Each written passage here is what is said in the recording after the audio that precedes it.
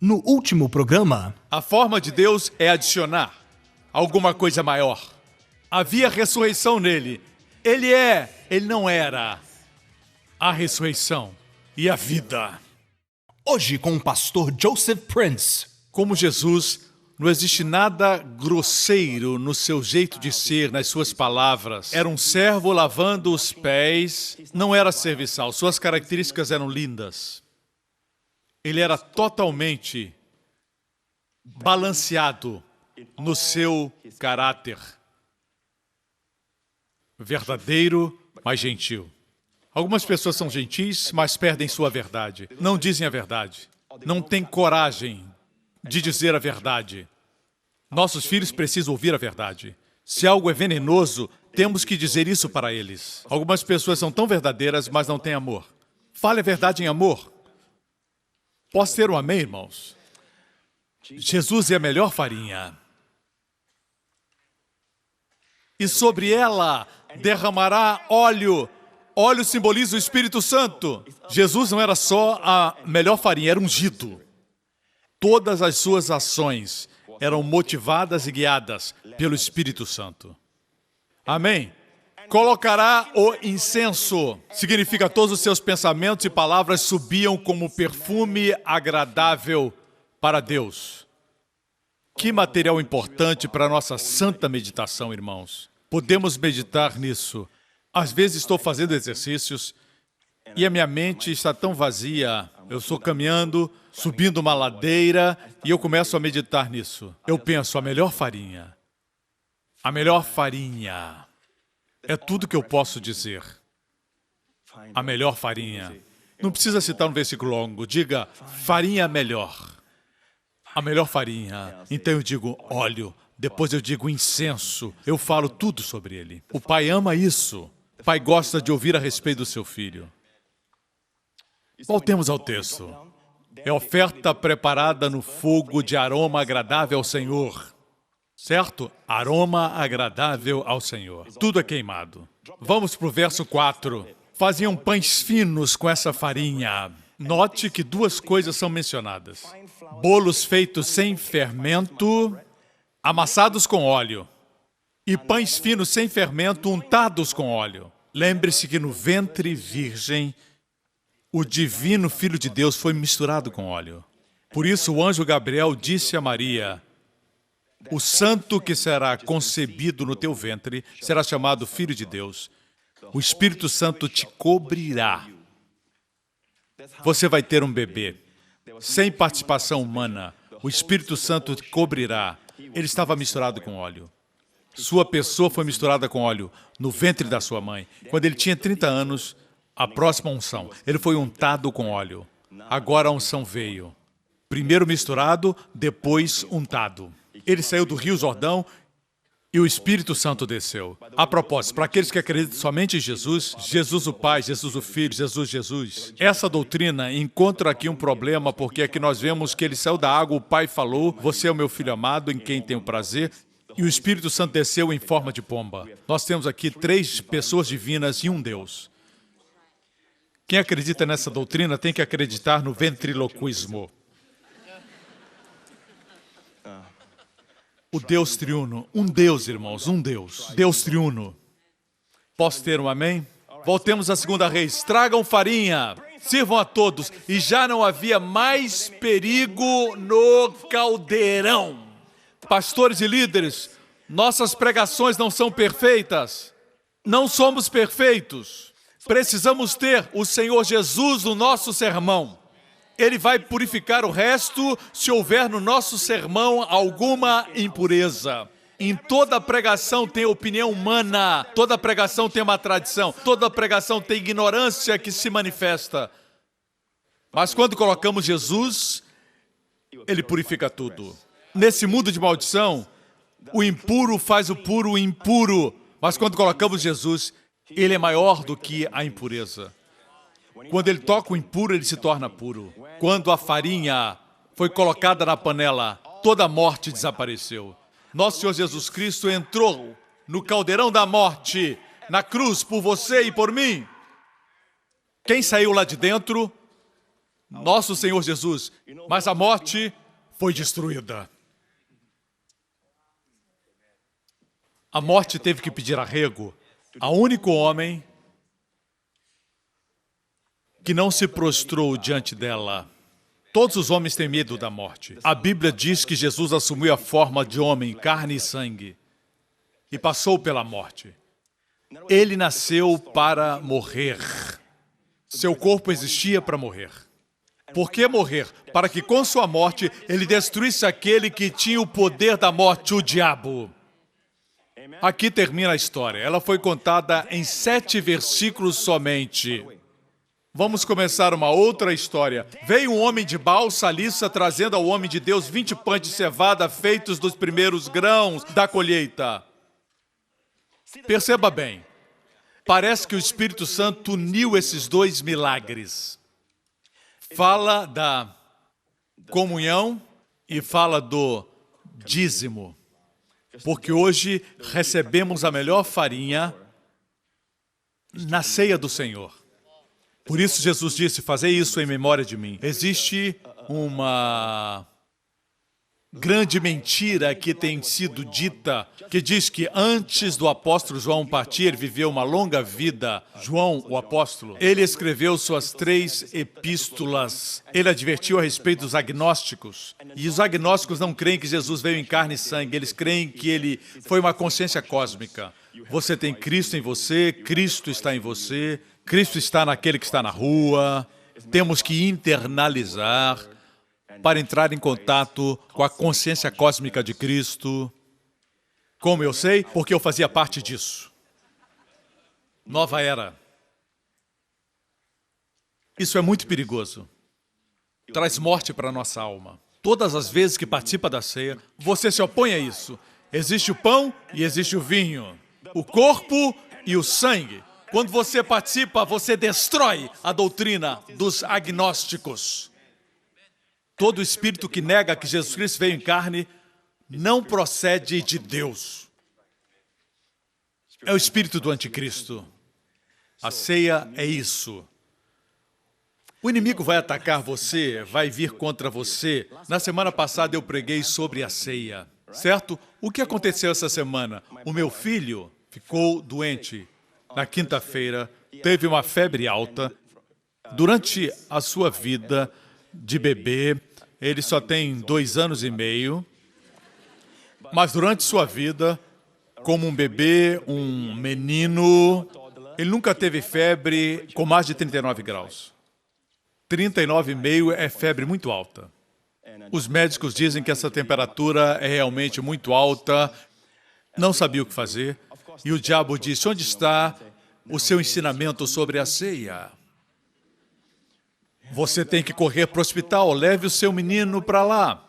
Você vai ser responsável. Ele começou a atacar. Eu conheço pregadores que não pregam sobre cura porque têm medo dos contra-ataques. Mas, amigo, ele contra-ataca porque ele está tremendo. Significa que ele está com medo. Amém? Como diz o Evangelho de Marcos 4:17, quando surge alguma tribulação ou perseguição por causa da palavra, em outras palavras, o diabo ataca quando pregamos a palavra, porque ele teme que a palavra encontre lugar e se enraize. Ele quer que eu pare de pregar sobre a ceia, mas eu estou pregando uma vez mais sobre a ceia.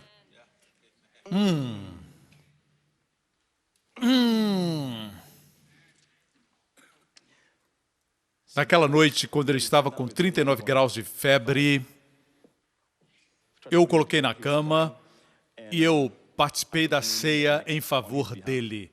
E no dia seguinte, ao acordar, levei a ceia para ele, certo?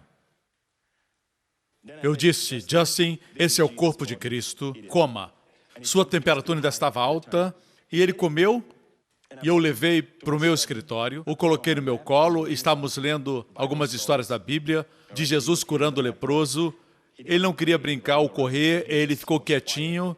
E eu literalmente senti com os meus lábios e com minhas mãos no seu corpo que ele estava quente. E seu corpo começou a esfriar lentamente. E a febre parou naquele dia.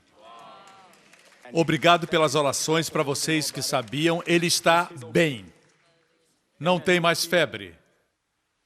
E, literalmente, eu senti a febre passar. Isso aconteceu depois que ele participou da ceia. Quando o diabo vier e disser, não funciona, essa é hora de perseverar, meu irmão. Surge a tribulação por causa da palavra, para retirá-la da nossa vida. Alguns respondem negativamente, dizendo, não vou ler a palavra então. Assim você vai estar na mão dele. É como alguém que vai caçar e com seu rifle mata 3 pássaros, 2 ficam feridos e os outros fogem. Atrás de qual ele vai primeiro? Das aves feridas ou das mortas? Das feridas. As mortas ele pode buscar depois. Você pensa, o meu amigo não lê a palavra, ele está muito bem. Isso é o que você pensa. O quintal do vizinho parece sempre mais verde. A outra igreja parece que é melhor. Certa feita eu estava em Nova Zelândia e os campos eram tão verdejantes, colinas verdejantes, eu tive que parar o veículo, sair do carro, pular a cerca e correr naquela grama verdejante. Corri e percebi que tinham manchas marrons. Alguns crentes tinham estado lá, são chamados de ovelhas. E percebi que eu estava correndo sobre estrume. Era a matéria fecal das ovelhas e estavam secas, mas de longe eu não conseguia ver até que eu pulei a cerca. Aquela mulher parece ser mais atraente. Aprecie a mulher que você tem. A outra igreja parece melhor, a outra carreira parece melhor, até que você pula a cerca. Até que você casa com outra pessoa e diz, essa mulher não tem o que a minha mulher tinha. Já era. Voltemos à história. Veio um homem. Parece que o Espírito Santo uniu essas 2 histórias. Uma apresenta a resposta para o tempo de fome. A outra fala de provisão. Veio um homem de Baal-Salisa trazendo ao homem de Deus 20 pães de cevada. Isso fala do dízimo. Bikurim, no hebraico. 20 pães de cevada e algumas espigas verdes. Então Eliseu disse a seu servo, sirva a todos. O homem de Deus disse, dê ao povo, para que comam. O auxiliar de Eliseu perguntou, como poderei servir isso a 100 homens? Isso não é suficiente. Eliseu, porém, respondeu, sirva todo o povo, pois assim diz o Senhor. Eles comerão e ainda sobrará. Então ele serviu a todos e conforme a palavra do Senhor, eles comeram e ainda sobrou. Eles trouxeram o dízimo. Essa nação estava passando por esse tempo de fome e morte, porque eles não estavam trazendo o dízimo. Era para ser trazido para os filhos de Arão, mas eles estavam expulsos da sua terra. Tudo estava fora do seu lugar. Tudo estava em desordem e confusão. Mas esse homem que era sincero disse, eu quero dar meu dízimo, para onde eu vou? E ele decidiu ir para Eliseu. E não somente eles tiveram provisão, mas também tiveram sobras. Lhes sobrou. Eu gosto de sobras. Essa história lembra você de alguma coisa? Lembra de alguma coisa e de alguém? Nosso Senhor Jesus, você se lembra? Vemos na Bíblia que existem 2 diferenças entre Jesus e Eliseu. Uma é o tamanho do milagre, a outra é o estilo do milagre. Eliseu alimentou 100 homens. Jesus alimentou 5.000 homens, sem contar mulheres e crianças, provavelmente 15 a 20 mil pessoas. Tem sempre mais mulheres e crianças do que homens. E sobejaram 12 cestos. Vemos que em tudo ele tem a preeminência. O estilo, veja como Eliseu fez. Eliseu teve que dizer, assim diz o Senhor. Jesus não teve que dizer, assim diz o Senhor, porque Ele é o Senhor. Eliseu teve que usar o nome do Senhor, teve que usar a palavra do Senhor, mas Jesus usou seu próprio nome. Jesus é a palavra de Deus que se tornou carne. Nosso Senhor Jesus é a palavra que Eliseu usou para alimentar o povo. Ele era um servo. O Senhor Jesus está numa classificação e num lugar de preeminência. Ninguém é como ele. Amém, irmãos? Em ambos os casos houve sobra. Sobejou nas duas histórias. Porque Deus quer que você saiba que sua provisão é sempre maior do que sua necessidade. Na casa do meu Pai existe pão em abundância. Sempre mais do que você necessita. O amor de Jesus, seu amor é tão grande quanto o seu poder. E esse amor não tem fim. Podemos dizer que seu amor é tão grande quanto o seu poder. Imensurável. A propósito, quando Jesus alimentou os 5.000, você sabe onde isso aconteceu? A Bíblia diz que aconteceu no deserto. No deserto. Jesus disse aos seus discípulos, comprem comida, e eles disseram, onde compraremos? Estamos no deserto. Lembre-se, irmãos, o que é o deserto? O que é deserto para o homem é celeiro para o Senhor. O seu deserto é o seu celeiro. O problema é que quando você pensa que você é capaz, ele não pode ser a sua habilidade. Quando você pensa que você pode, ele não pode agir ao seu favor ou através de você. Quando você pensa que você tem habilidade, ele não pode capacitar você. Mas no momento que você descansa plenamente, ele se torna sua habilidade. Qualquer situação que você enfrentar, faça dessa situação do Senhor. Diga, Senhor, o Senhor é dono disso. Esse é o seu problema. Senhor, cuide disso. No trabalho, diga, Senhor, cuida disso. Se o problema é com a sogra, diga, Senhor, ela é problema seu. Exponha tudo para o Senhor. Quanto mais você cede, mais ele flui. Mas nós queremos controlar tudo. Amigo, deixe-me concluir. Essas histórias falam de cura e provisão. Assim como a história de Melquisedeque, cura e provisão. Amém. Tudo está na graça do Senhor Jesus, nosso grande amigo. Ele é um terno e gracioso amigo. Ele o ama muito. Muitas vezes você não sabe, mas situações mudam porque ele intercede por você. Amém? Vou falar de Pedro. Mas antes, eu vou mostrar rapidamente que algumas vezes passamos por problemas, contra-ataques, não porque fizemos alguma coisa errada, mas porque fizemos o certo. Eu prego sobre a cura de forma forte. Quando meu filho ficou doente, eu disse que era um contra-ataque. O que eu fiz? Eu participei da ceia. Amém? Muitas vezes Deus nos protege, outras permite que passemos pelo problema. Lucas 22, 31. Simão, Simão, Satanás pediu vocês para peneirá-los como trigo. Peneirá-los como trigo. Mas eu orei por você, para que a sua fé não desfaleça. Sua fé não desfaleça. Quer dizer, passaria pelo problema. E quando você se converter, fortaleça os seus irmãos. Por que Deus permitiu que ele passasse por aquilo? Às vezes permite que passemos, outras vezes nos livra do problema.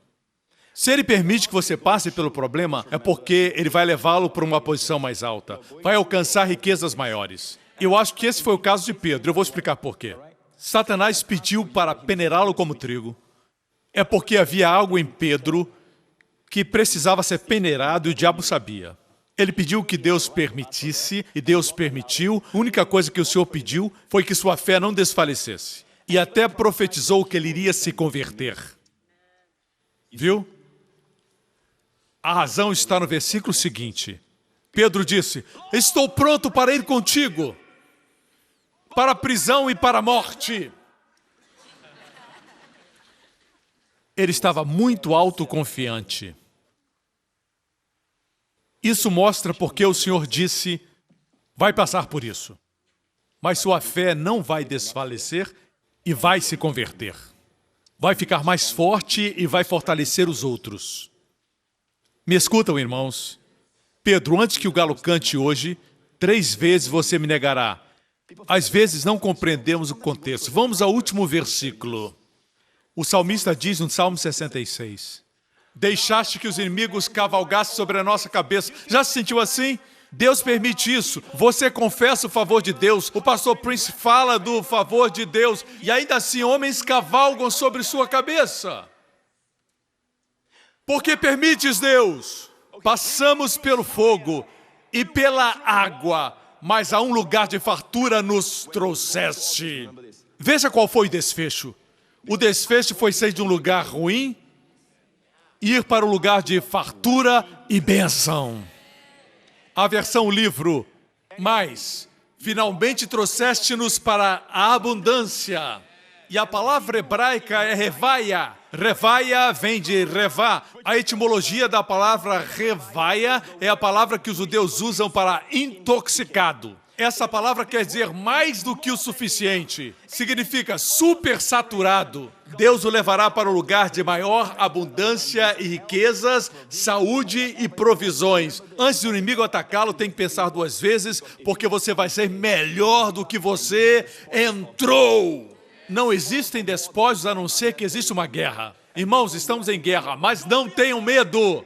Se o inimigo atacou, isso quer dizer que você vai para um lugar de maiores riquezas. A propósito, o único outro lugar na Bíblia, o único outro lugar que a palavra revaia ou abundância é usada, está no famoso Salmo. Salmo 23, o Senhor é meu pastor e nada me faltará. Veja a palavra aí. Preparas uma mesa perante mim, fala da comunhão, na presença dos meus inimigos, no meio das enfermidades. Tome a ceia. Quando estiver sendo atacado, participe da ceia. Preparas uma mesa para mim na presença dos meus inimigos. Unges a minha cabeça com óleo e o meu cálice, revaia, transborda. É o único outro lugar que essa palavra aparece.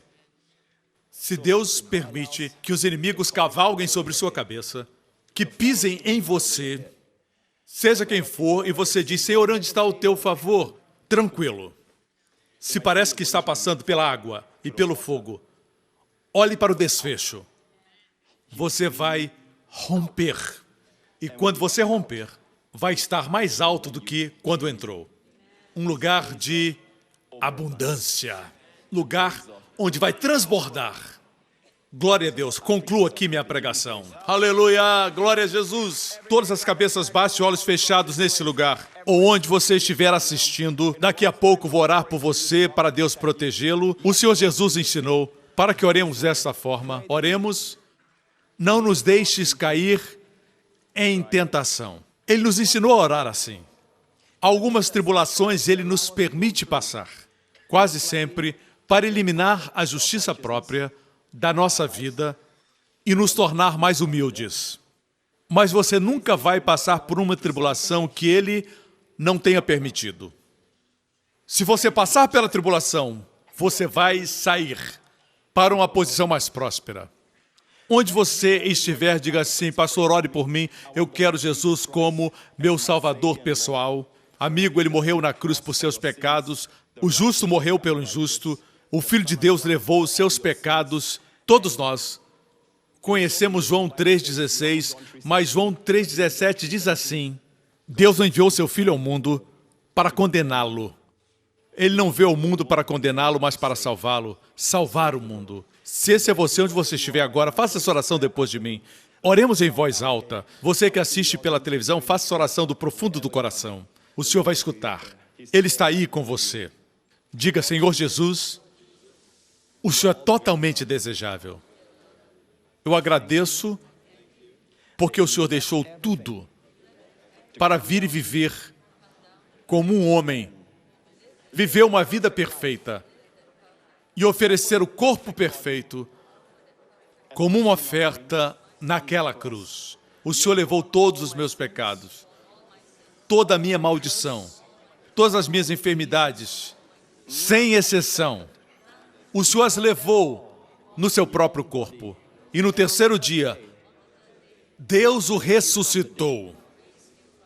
Eu confesso, Senhor Jesus, o Senhor é meu Salvador.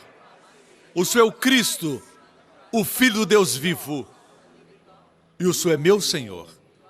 Eu sou salvo, completamente perdoado, profundamente amado, grandemente abençoado. No nome de Jesus. Amém, amém, amém. Fique de pé. Eu vou abençoar vocês. Se fez essa oração pela primeira vez, você agora é filho de Deus, as coisas velhas passaram, tudo se fez novo. Vá à igreja. A vida da igreja é vital para a bênção da sua família e seu bem-estar. Amém? E para a paz completa em todas as áreas da sua vida. A igreja não é ideia humana. Foi ideia de Cristo. Ele morreu para gerar a igreja. Amém? Glória a Deus. Levante sua mão nesse lugar.